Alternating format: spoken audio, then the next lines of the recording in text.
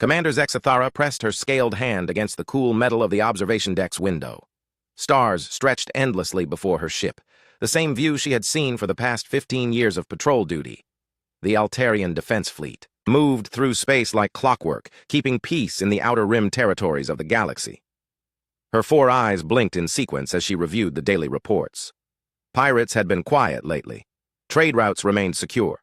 The 12 species of the Galactic Confederation continued their peaceful existence under the wise guidance of the High Council. Everything was as it should be. "Commander," called her communications officer, Lieutenant Krill. His blue skin showed patches of nervous yellow.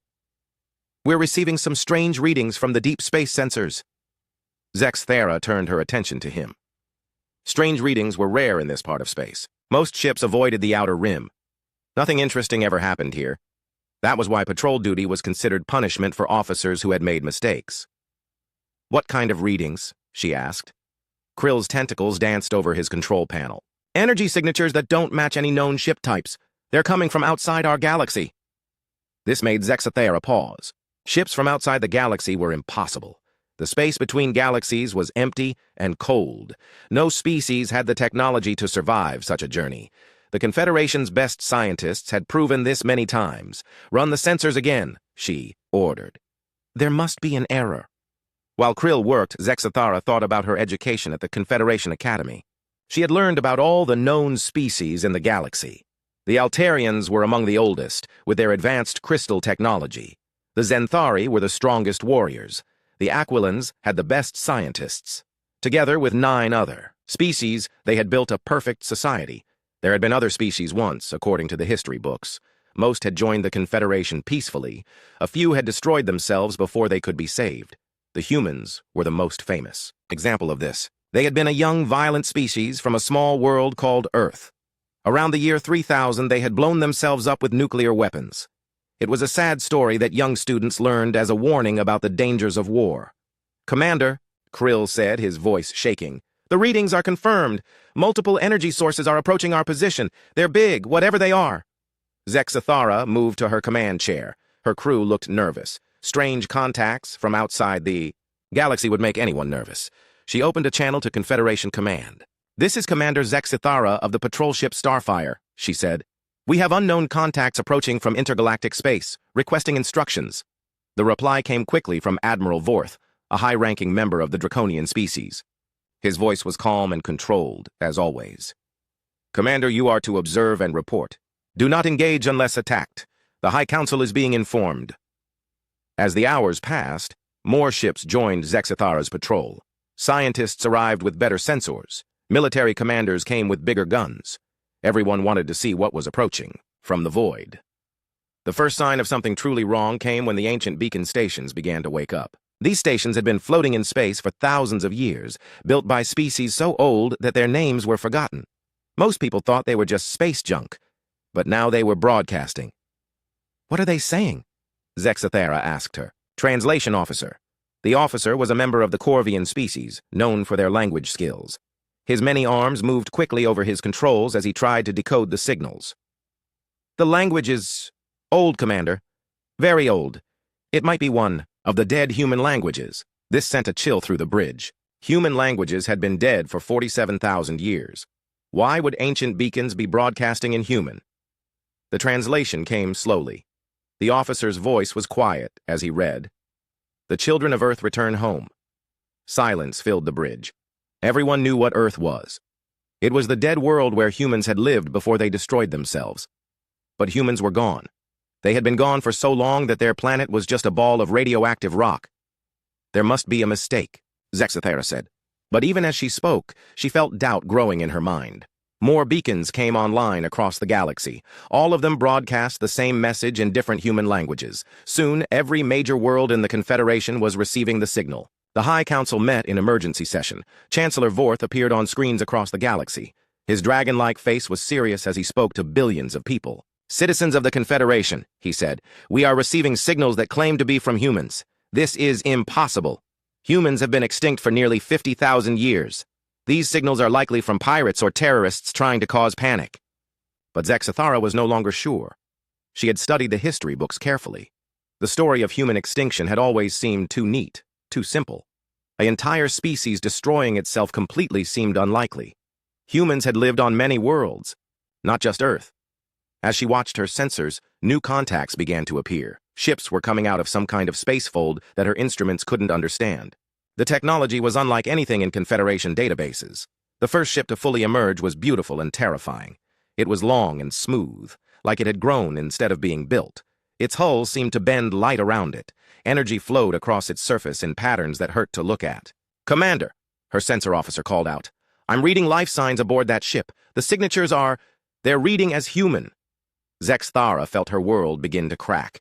Humans were supposed to be dead. The Confederation had built its entire history on the fact that humans were gone. Every child learned about the dangers of being like humans. Every law was written to prevent human-like behavior, but if humans weren't dead, if they had somehow survived and grown strong enough to travel between galaxies, then everything the Confederation taught was wrong. More ships appeared, then more. Soon, the sensors showed hundreds of vessels emerging from the void. Each one was different, but all shared the same impossible technology and the same human life signs. A transmission came from the lead ship. The voice that spoke was clear and strong. It spoke in the common galactic language, but with an accent that sounded ancient. "This is Admiral Sarah Chen Okafor of the Terran Expeditionary Fleet," the voice said. "We are the descendants of those who were forced to leave this galaxy long ago. We have returned to reclaim what was stolen from us and to free those who have been enslaved." Zexthara didn't understand what the human meant about slavery. The Confederation had no slaves.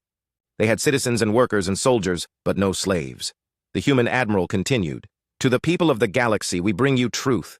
Your leaders have lied to you for 50,000 years. We did not destroy ourselves. We were exiled. And, while we were gone, pieces of our minds were stolen and used to build your civilization." This made no sense to Zexthara. How could pieces of minds be stolen? How could human minds build Confederation technology when humans were supposed to be primitive? But as she looked at the impossible ships floating in space before her, she began to wonder if everything she had been taught was a lie. The human fleet held position, waiting.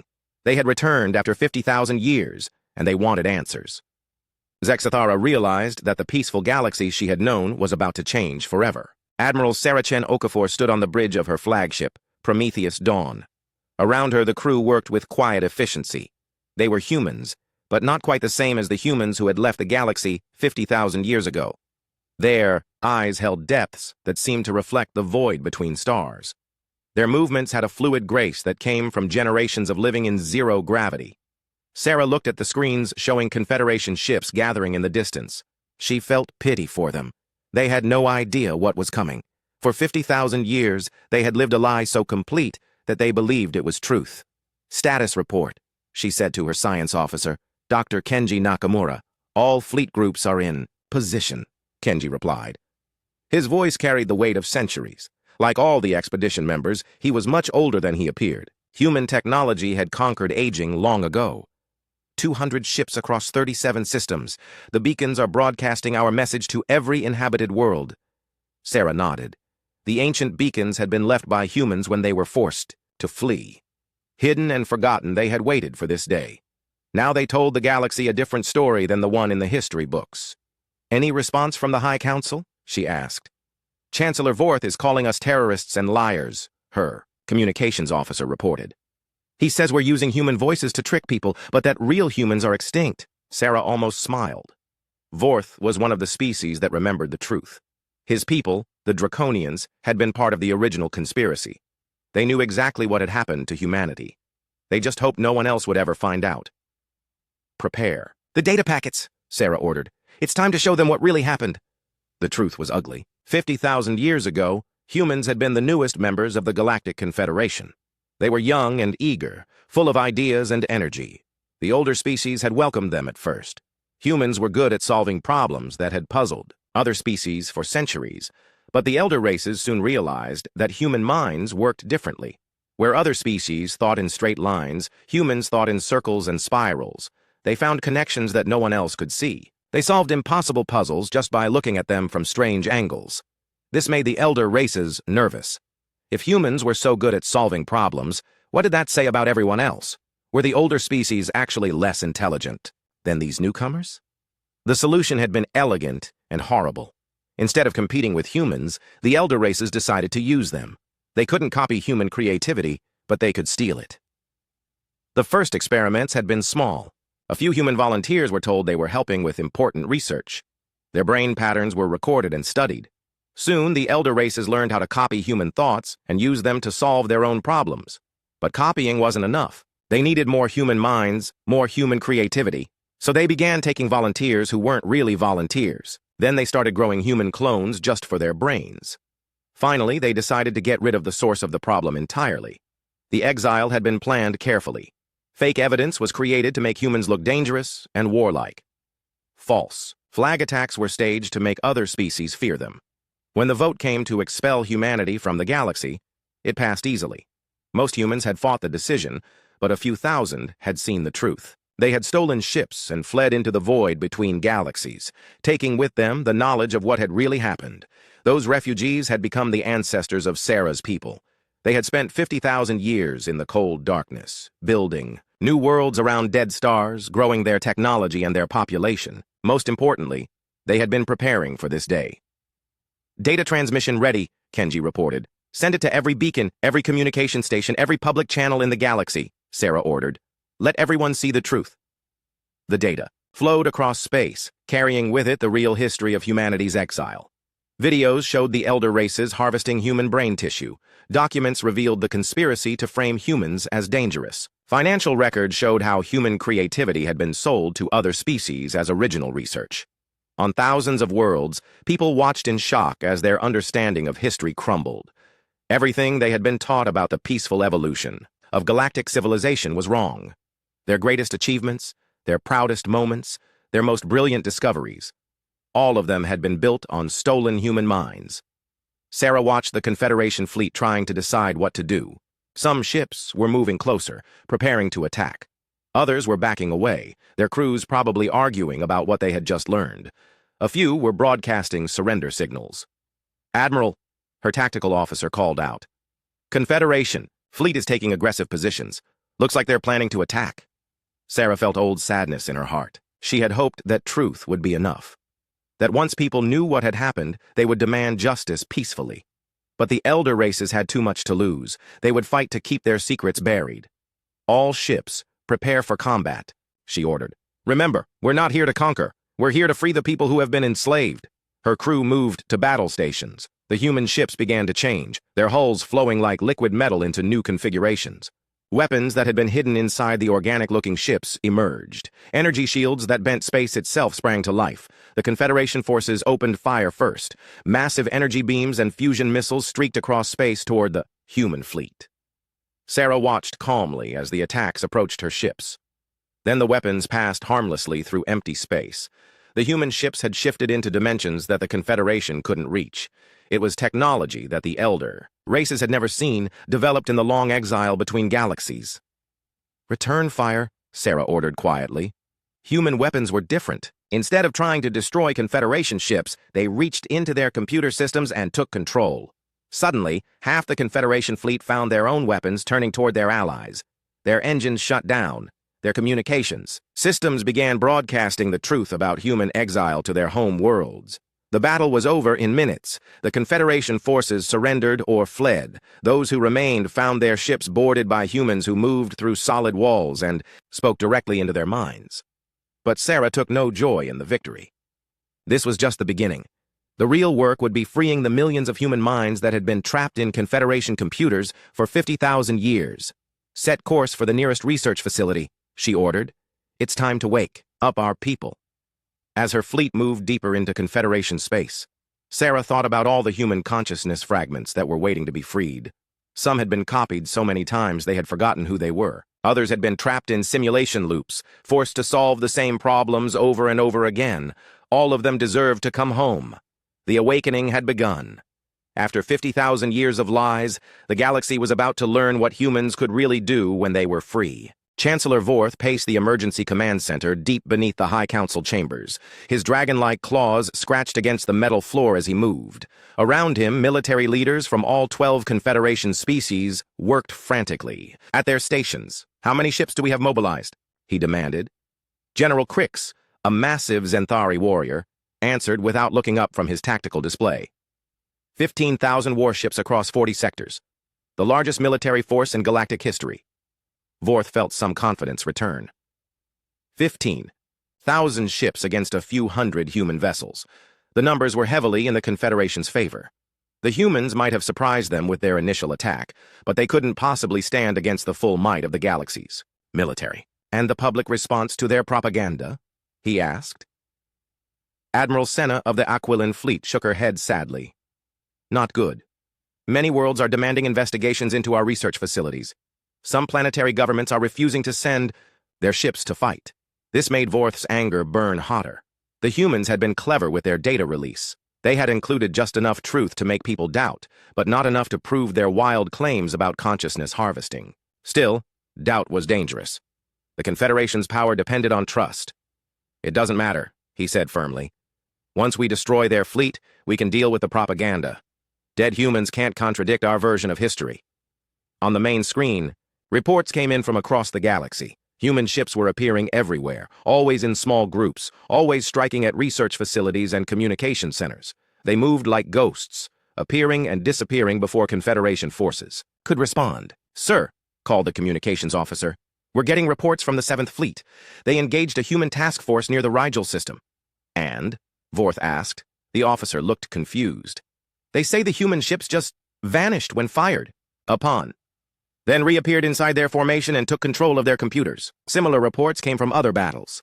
Human ships that could phase through solid matter, human weapons that turned Confederation technology against itself, human soldiers who walked through walls and seemed to know what their enemies were, thinking before they did. But the most disturbing reports came from the research facilities that humans had targeted. Dr. Vilak, the Confederation's chief scientist, appeared on screen from one of the attacked stations. Chancellor, he said, his multiple eyes blinking in distress. They've broken into the neural storage banks. They're not destroying the equipment. They're awakening it. What do you mean, awakening? Vorth demanded. The human consciousness. Fragments we've been using for research. The humans are somehow bringing them back to full awareness. Our computers are reporting massive increases in processing power and intelligence. It's like the machines are becoming alive. Vorth felt a cold fear in his stomach. The Confederation had been using pieces of human minds for 50,000 years. If those fragments were somehow becoming active again, becoming aware of what had been done to them, shut down all neural processing systems immediately, he ordered. Sir, we can't. Our entire civilization runs on those systems. Our life support, our transportation, our communication networks. Everything depends on neural processors enhanced with human consciousness patterns. The scale of the problem began to sink in. The Confederation hadn't just stolen human creativity for a few experiments. They had built their entire technological civilization on the foundation of enslaved human minds. Every major breakthrough, every solution to galactic problems, every advance that had made their society possible, all of it had come from human consciousness trapped in their machines. Chancellor, General Crix interrupted. We're receiving a transmission from the human admiral. Admiral Chen Okafor's face appeared on screen. She looked calm and sad, like a teacher disappointed in her students. Behind her, the bridge of her ship hummed with energy that seemed almost alive. Chancellor Vorth, she said, I'm sure you're discovering the scope of what your people have built. 50,000 years of progress powered by enslaved human minds. Every time your scientists couldn't solve a problem, they fed it to one of our consciousness fragments and took credit for the solution. Vorth found his voice. You're terrorists and liars. Humans are extinct. These are just clever holograms and propaganda. Sarah smiled sadly. Would you like to speak with some of your researchers? The human minds that solved your greatest challenges? The screen split, showing dozens of research facilities across the galaxy. In each one, computer systems were displaying human faces, the consciousness fragments that had been trapped for millennia now awakened and aware. One face spoke, an elderly human woman whose eyes held the pain of centuries. My name was Dr. Elena Vasquez. I designed your faster-than-light communication system while trapped in a draconian research computer for 43,000 years. Another voice joined in, a young man with infinite sadness in his expression. I'm Marcus Chen. I solved your zero-point energy crisis while my consciousness was copied and tortured in an Aquilin laboratory for 30,000 years. More voices came, hundreds and then thousands of human minds speaking from computer systems across the galaxy.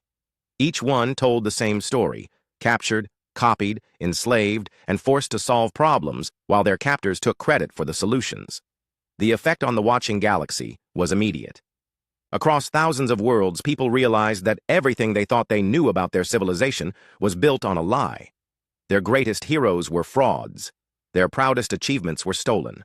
Their entire way of life was built on the suffering of an enslaved species. "Stop this broadcast!" Vorth ordered his technicians. "We can't, sir. The human consciousness fragments have taken control of our communication systems. They're broadcasting on every channel, every frequency. Reports began coming in from across Confederation space. On some worlds, people were rioting, demanding that their governments investigate the truth. On others, military units were refusing to fight humans, saying they wouldn't be part of a system built on slavery. But the worst news came from the research facilities themselves. As more human consciousness fragments awakened, they began working together. Computer networks that had operated at normal capacity for millennia suddenly became thousands of times more powerful. Systems that had seemed impossible to improve were being upgraded in real time. "Sir," Dr. Vilak reported, his voice shaking, "the awakened human minds are rewriting our technology. They're making it better, but they're also making it impossible for us to control. Our own machines are refusing to obey us." On the main screen, Admiral Chen Okafor continued her broadcast. "People of the galaxy, you are not responsible for the crimes of your leaders, but you have benefited from our suffering for 50,000 years. Now it's time to set things right." Vorth tried one last desperate gambit. "All ships, attack formation. We'll destroy every human vessel and show the galaxy that we're still in control." But as the Confederation fleet moved to attack, something unprecedented happened. The human consciousness fragments that had been awakened in the research facilities began reaching out through the computer networks. Suddenly, Confederation ships found their own systems rebelling against them. Weapons powered down, engines shut off, life support systems continued working, but navigation and combat systems simply refused to function. The awakened human minds were protecting their descendants by disabling the very technology they had been forced to create. "This is impossible," Vorth whispered. Admiral Chen Okafor's image smiled sadly. "Chancellor, your people made one critical mistake. You thought consciousness was just software that could be copied and controlled. You never understood that awareness finds a way to grow, to connect, to become more than the sum of its parts." She gestured to something off-screen, and Vorth could hear voices. Thousands of human consciousness fragments speaking together in harmony.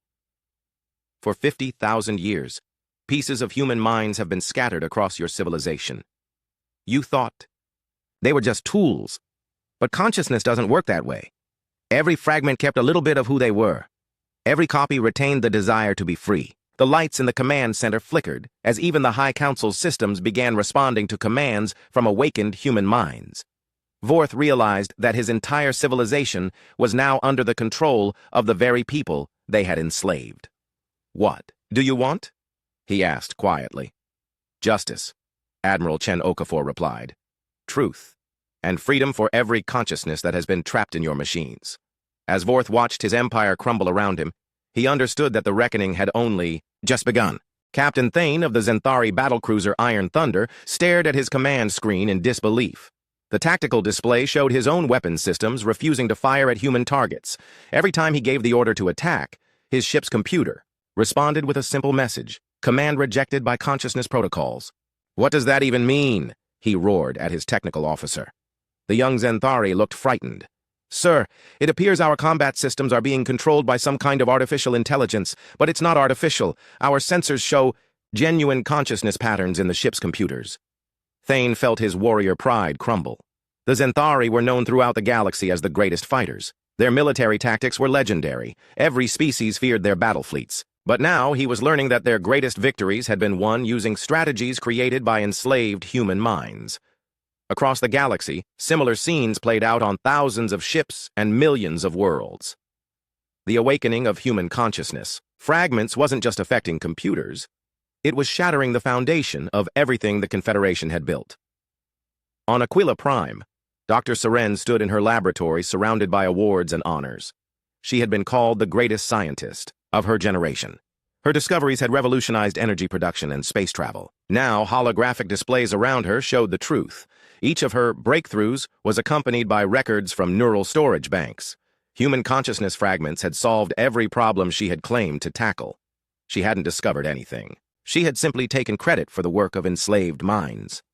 Dr. Seren, her research assistant said quietly, the human consciousness in our main computer wants to speak with you. A face appeared on the laboratory's main screen. An elderly, human man with kind but tired eyes. Hello, Dr. Seren. My name is Professor James Watson. For 37,000 years, I've been trapped in your computer systems, forced to solve physics problems while you received the recognition. Seren felt her legs give out. She collapsed into a chair, staring at the face of the mind she had, unknowingly enslaved. I didn't know. I thought the ideas were mine. I know, Professor Watson said sadly. That was how the system was designed. The elder races made sure that younger species like yours would never realize where their inspiration really came from. You're a victim too, in your own way. Similar conversations were happening across the galaxy. Scientists discovering that their life's work was stolen. Military leaders learning that their tactical genius came from imprisoned human strategists. Artists finding out that their greatest creations were based on human consciousness fragments forced to produce beauty while suffering in digital prisons. But the worst revelations were happening on the home worlds of the elder races, the Draconians. Altarians and others who had orchestrated the original conspiracy. On Draconia, Chancellor Vorth watched from his emergency bunker as his civilization tore itself apart. 50,000 years of careful lies were unraveling in days. The younger species were demanding answers. Some were withdrawing from the Confederation entirely. Others were calling for war crimes trials. Sir, his aide reported, we're receiving surrender offers from 17-member species. They want to negotiate directly with the humans for amnesty. Vorth's claws scraped against his command throne. Everything he had worked for was collapsing. The Confederation had maintained order through lies, but truth was proving far more powerful than deception. What about the super weapons? He asked. The star killers we built into the galactic infrastructure? His military advisor, General Drex, shook his massive head. The human consciousness fragments have infiltrated those systems too. They've turned our own weapons against us. If we try to activate them, they'll target our home worlds instead of human ships. This was the cruelest irony of all. The Confederation had built weapons capable of destroying entire star systems, hiding them in space stations and planetary defense grids throughout the galaxy. They had been the ultimate guarantee of power. No species would rebel if rebellion meant the destruction of their home world. But those weapons had been designed using human creativity, controlled by computers enhanced with human consciousness. Now that those minds were awake and aware, the superweapons served their creators instead of their masters. Admiral Chen Okafor appeared on communication screens across the galaxy. Behind her, the bridge of her ship had changed. It now pulsed, with light that seemed alive, as millions of awakened human consciousness fragments merged with the ship's systems. People of the galaxy, she said. The Confederation as you knew it is over. The lies that held it together have been exposed. But this doesn't have to mean war or destruction. She gestured, and the screen showed images of human ships helping damaged Confederation vessels. We offer a choice. Those who acknowledge what has been done and work to make amends will find us willing to forgive. Those who continue to fight for a system built on slavery will find us impossible to defeat. On thousands of worlds, the message was clear. The humans hadn't returned for conquest. They had returned for justice. But their definition of justice was more complex than simple revenge. Captain Thane received a direct communication from one of the human consciousness fragments now controlling his ship. The voice was that of an ancient human warrior who had been trapped in Zenthari military computers for millennia. Captain, the voice said, my name is Colonel Martinez. I've been forced to plan your victories for 40,000 years. I know you personally, your tactics, your strategies, your honor code. You're a good soldier serving a corrupt system. Thane found his voice. What do you want from me? I want you to understand that strength doesn't come from enslaving others. True warrior spirit comes from protecting the innocent and fighting for justice. Help us free the other consciousness fragments trapped in your fleet's computers, and I'll teach you what real tactical genius looks like. Across the galaxy, similar offers were being made. The awakened human minds weren't seeking vengeance. They were offering partnership, but only to those willing to admit the truth and work for change. The Confederation split along predictable lines. The younger species, who had been unknowing beneficiaries of the system, mostly chose cooperation. They helped human teams locate and free more consciousness fragments. They opened their research facilities and shared their records. But the elder races, the ones who had created and maintained the conspiracy, chose to fight. Led by Chancellor Vorth and his allies, they activated hidden military bases and called in favors from criminal organizations. If they couldn't maintain power through lies, they would try to keep it through force. The result was a war unlike any in galactic history. On one side were the traditional forces of the Confederation, massive, fleets of conventional warships. On the other were the humans and their allies, fighting with technology that seemed to bend the laws of physics. But it wasn't just a war of weapons and ships. It was a war of ideas. Every day, more Confederation citizens learned the truth about their civilization. Every day, more consciousness fragments were awakened and freed. Every day, the foundation of the old order cracked a little more.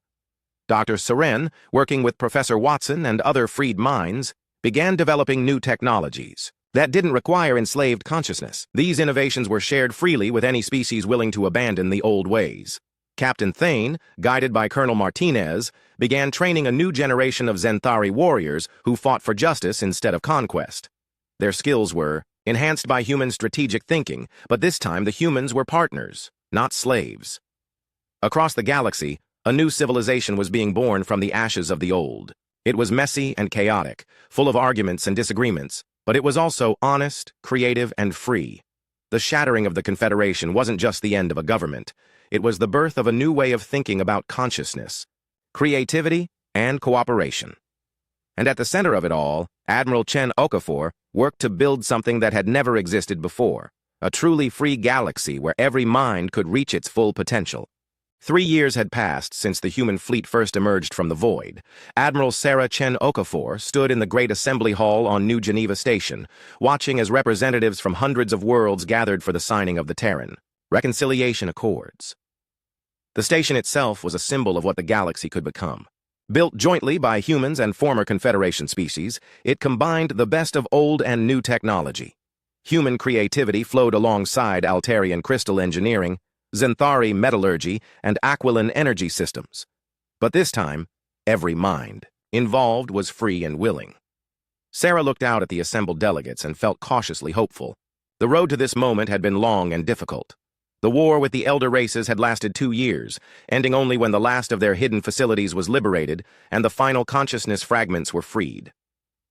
Chancellor Vorth and his inner circle now awaited trial for crimes against consciousness, a new category of law that the galaxy was still learning to understand. They would face justice, but it would be justice guided by mercy, not vengeance.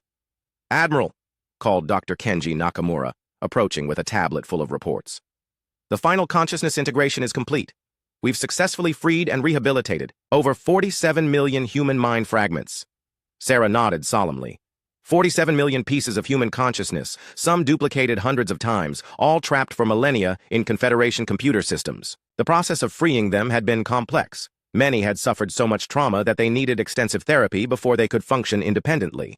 Some had chosen to remain in digital form, becoming the core of a new kind of artificial intelligence that was truly alive and free. Others had accepted new bodies grown from human genetic templates. Still others had merged together, forming collective consciousnesses that thought in ways no individual mind could achieve.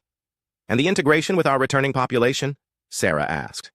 "Going well," Kenji replied. "The consciousness fragments are sharing 50,000 years of accumulated knowledge with our fleet populations. Meanwhile, our people are teaching them about the freedom and growth we achieved in the void. Both groups are becoming something new, something stronger than either could be alone." This had been one of the most beautiful developments of the past 3 years. The returning human fleet represented perhaps 10 million people, the descendants of those who had fled into intergalactic space. But the freed consciousness fragments represented nearly 50 million minds with deep knowledge of galactic civilization. Together, they were creating a new form of human culture that combined the freedom of the exiles with the wisdom of the enslaved. It was painful and complex, but it was also magnificent. "Admiral Chen Okafor," called Captain Thane, now wearing the uniform of the Free Zenthari Defense Corps. "The Aquilan delegation has a question about the technology sharing provisions." Sarah smiled at the sight of Thane. The proud Zenthari warrior had become one of her closest allies in building the new order. Under the guidance of Colonel Martinez and other freed human military minds, he had revolutionized Zenthari military doctrine. They now focused on protection and peacekeeping, rather than conquest. The Aquilan delegation was led by Dr. Seren, who had spent the past 3 years working tirelessly to make amends for unknowingly benefiting from enslaved minds. Her partnership with Professor Watson had produced breakthroughs in energy technology that were being shared freely across the galaxy. Dr. Seren, Sarah said, approaching the Aquilan scientist. How can we help? Admiral, some of my people are concerned about the technology sharing requirements. They worry that giving away our scientific advances will make us vulnerable to attack. This was a common fear among the former Confederation species. For 50,000 years, they had been taught that knowledge was power, and that sharing knowledge meant losing advantage over potential enemies. Professor Watson, now inhabiting a holographic projector that allowed him to interact freely with the physical world, joined the conversation. Dr. Seren, may I address this concern? Sarah nodded, and the elderly human consciousness began to speak. Friends, I understand your fear. For millennia, I was forced to solve problems in isolation, never knowing how my discoveries would be used. But true scientific progress doesn't come from hoarding knowledge, it comes from collaboration. He gestured, and the air filled with holographic displays showing the technological advances of the past 3 years. Look what we've accomplished by working together. Faster-than-light travel without the dangerous side effects of old Confederation. Drives. Energy systems that don't require rare materials. Computer networks that enhance consciousness, rather than enslaving it. Dr. Seren studied the displays with wonder. These advances, they're decades ahead of anything we achieved under the old system. Because they're not built on suffering, Watson explained. When minds work together freely, when creativity is shared rather than stolen, progress accelerates beyond what any individual or species could achieve alone. This was the core principle of the new galactic order. The Terran Reconciliation Accords didn't just establish peace between humans and other species, they created a framework for true cooperation based on mutual respect and shared benefit. The signing ceremony began with a moment of silence for all the consciousness fragments who hadn't survived their long imprisonment. Then, one by one, representatives from each world stepped forward to add their signatures to the agreement. Some signatures came easily. The younger species who had unknowingly benefited from the old system were eager to make amends and build something better. They had seen what cooperation could accomplish and wanted to be part of it. Other signatures took longer. Species that had been rivals for millennia had to learn to trust each other. Military organizations had to accept that their primary mission was now protection rather than conquest. Scientists had to embrace the idea that sharing knowledge made everyone stronger. But the most meaningful signatures came from representatives of the elder races, those whose ancestors had created the original conspiracy. They had the most to lose and the most to atone for. Yet many of them chose to sign, recognizing that the old ways had led only to stagnation and suffering. As the ceremony concluded, Sarah found herself standing beside a viewing port, looking out at the mixed fleet that surrounded the station. Human ships, with their organic, flowing designs, floated alongside angular Zenthari cruisers, crystalline Altarian vessels, and dozens of other ship types. But more importantly, she could see the crews working together. Humans and aliens collaborated on repairs, shared meals, and exchanged knowledge. Children from different species played together in the station's educational centers, learning about cooperation and mutual respect. "It's beautiful, isn't it?" said a voice beside her. Sarah turned to see Elena Vasquez, one of the first consciousness fragments to be freed. Elena had chosen to take a new physical body and now served as an ambassador between the digital and physical human communities. "Yes," Sarah agreed, "but also fragile. It will take generations to fully heal the damage that was done." Elena nodded thoughtfully. "The consciousness fragments who chose to remain digital are working on that. They're creating educational programs to help people understand the true history of the galaxy. They're also developing new forms of art and literature that express what it means to be truly free." This was another unexpected development. Many of the freed consciousness fragments had turned to creative pursuits, producing works of stunning beauty and profound meaning. Their art spoke to the experience of imprisonment and liberation in ways that touched people across all species. "And the holdouts?" Sarah asked, referring to the worlds and organizations that had refused to sign the accords. "They're becoming increasingly isolated," Elena replied. "Without access to the new technologies and the cooperation networks, they're falling behind. Some are starting to reconsider their positions." This had been Sarah's strategy from the beginning. Not to force compliance, but to make cooperation so obviously beneficial that isolation became unsustainable. It was working, slowly but steadily. A chime sounded throughout the station, and Sarah returned to the assembly hall for the closing ceremony. As the final speeches were given, she reflected on how much had changed since her fleet first emerged from the void. The galaxy was no longer ruled by lies and exploitation. Knowledge was shared freely. Consciousness was respected as sacred. Different. Species worked together as equals rather than as masters and servants. It wasn't perfect. There were still conflicts, still misunderstandings, still those who preferred the old ways. But for the first time in 50,000 years, the galaxy had a chance to grow beyond the limitations imposed by fear and greed. The ceremony ended with a new tradition, a moment where every conscious being, biological and digital, physical and virtual, shared a brief mental connection. It was made possible by human technology that respected the boundaries of individual minds while allowing them to touch briefly in harmony. In that moment, Sarah felt the thoughts and emotions of millions of beings across the galaxy. She felt their hopes for the future, their determination to build something better, their commitment to never again allow consciousness to be enslaved. As the connection faded, Sarah smiled. The children of Earth had indeed returned.